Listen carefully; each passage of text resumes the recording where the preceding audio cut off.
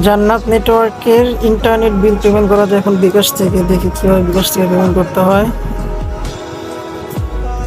বিকাশে ঢুকতে হবে।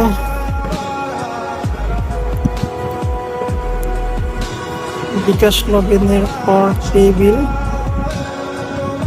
লিখলে হবে জান্নাত নেটওয়ার্ক।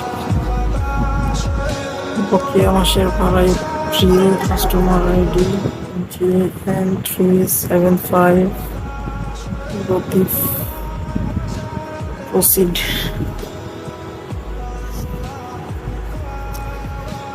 এপ্রিল মাসের পেমেন্ট দেওয়া আছে, তাই পেড লেখা। কিন্তু হবে মে মাসের, রানিং মাসের বিল। মে মাস।